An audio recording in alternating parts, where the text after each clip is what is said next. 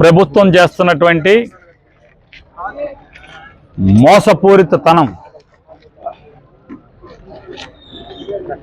ఎన్నికల ముందు ఇచ్చినటువంటి ప్రతి హామీని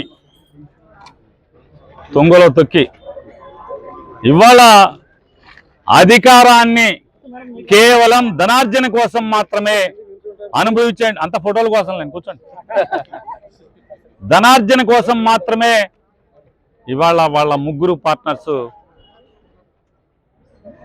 కాలం గడపటం, సొమ్ము జనాంది, సోకు చంద్రబాబు నాయుడు కొడుకు పవన్ కళ్యాణ్ది అవటం మనందరం చేసుకున్నటువంటి దౌర్భాగ్యం. ఎన్నికల ముందేమో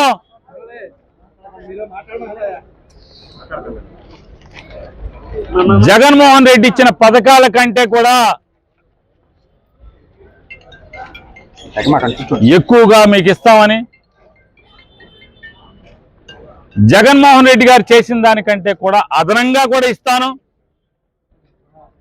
జగన్ నన్ను అడుగుతున్నాడు డబ్బులు ఎక్కడి అని చెప్పని, నా 40 ఏళ్ల అనుభవం, సంపద సృష్టిస్తాను, సంపద సృష్టించి ఆ డబ్బులందరినీ కూడా జనానికి పంచిపెడతాను, అలాగే ఈ రాష్ట్రం మొత్తం అభివృద్ధి చేస్తాను,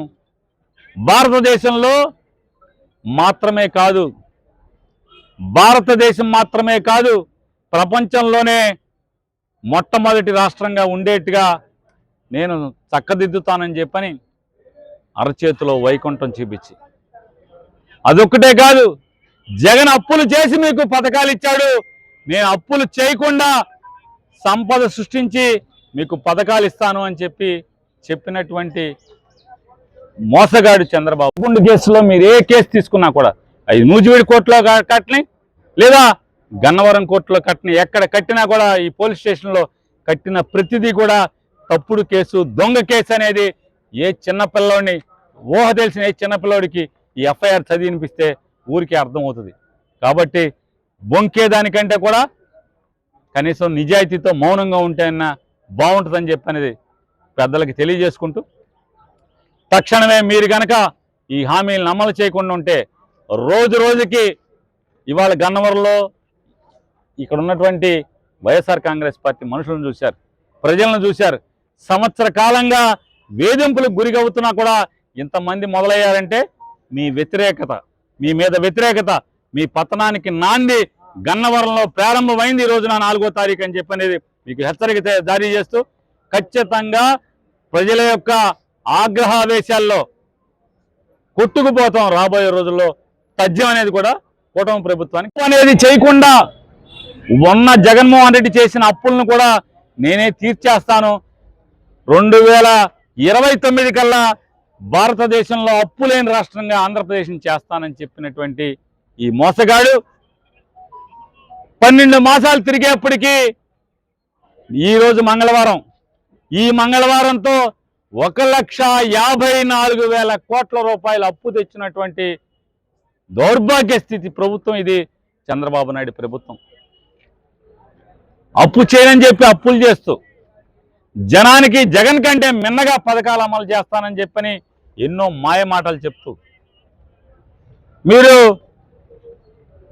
విశాఖపట్నం వెళ్ళాలనుకుంటున్నారా మీ పిల్లలతో, మీరు తిరుపతి వెళ్ళాలనుకుంటున్నారా, లేదా మీరు శ్రీశైలం గుడికి వెళ్దాం అనుకుంటున్నారా, లేదా నెల్లూరు రొట్టెల పండగకి వెళ్దాం అనుకుంటున్నారా, లేదా గుణదల సంబరాలకు వెళ్దాం అనుకుంటున్నారా, ఎక్కడికి కావాలంటే కడప నుంచి గుణదల మొక్కు తీర్చుకోవాలన్నా, లేదా శ్రీకాకుళం ఇచ్చాపురం నుంచి తిరుపతి దేవుణ్ణి చూసుకోవాలన్నా, మీ పుట్టింటికి వెళ్ళాలన్నా, ఎక్కడికి వెళ్ళాలన్నా బస్సు ఫ్రీ అని చెప్పాడు.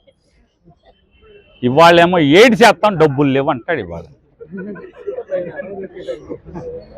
సంవత్సరానికి 3 బండ్లు అన్నాడు. ఎన్ని బండలు ఇచ్చాడు ఈ సంవత్సరంలో అని మనం లెక్కెడితే 12 మాసాలు గడిచినాయి. 12 మాసాల్లో ఒక్క బండిచ్చి, అది కూడా అరకొరగా మందికి బండిచ్చి అయిపోయినాయి అని చెప్తున్నాడు. ఇచ్చేశానని చెప్పి జబ్బలు చరుచుకుంటున్నాడు. ఇవాళ అదొక్కటే కాదు, అదొక్కటే కాదు, సంక్రాంతి కల్లా రోడ్లు నున్నగా చేస్తా అన్నాడు. కానీ ఈ రోజుకి ఎన్ని రోడ్లు నడువులు పడిపోయేట ఉన్నాయో మనం ఈ రోజు కూడా మనం చూసుకునే పరిస్థితి. ఇక పవన్ కళ్యాణ్ ఉన్నాడు, అతనైతే గిన్నిస్ బుక్లోకి ఎక్కిస్తాము, ఇది ఒక పండగలాగా పల్లెటూళ్ళలో పండగలాగా వర్కులు ఇచ్చానని చెప్పాడు.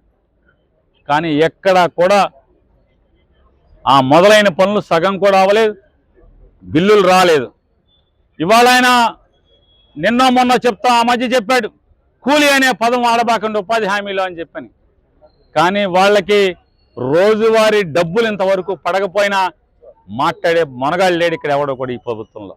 అదొక్కటే కాదు, ఇవాళ ఏ పథకం మీరు అడిగినా ఖజానా ఖాళీగా ఉంది, డబ్బులు లేవు అని చెప్పి పేదలుపులు అరిచేటువంటి చంద్రబాబు నాయుడు, పవన్ కళ్యాణ్, అట్లాగే నారా లోకేష్ నాయుడు, వీళ్ళు మాత్రం ముగ్గురు హెలికాప్టర్లో తిరుగుతారు, ముగ్గురు ప్రత్యేక విమానాల్లో తిరుగుతారు. లోకేష్ గారు భార్య పిల్లలను చుట్టాకి జనం సొమ్ముతో విమానం వేసుకెళ్తారు. చంద్రబాబు నాయుడు గారు వాళ్ళ ఇంటికి వెళ్ళి కొత్త ఇల్లు చూసుకుందామని చెప్పని హైదరాబాద్ వెళ్తాకి గన్నవరం కారులో రాడు, ఇంటికాయ నుంచి సచివాలయానికి హెలికాప్టర్, సచివాలయం నుంచి గన్నవరానికి హెలికాప్టర్, గన్నవరం నుంచి వాళ్ళ ఇంటికి విమానం.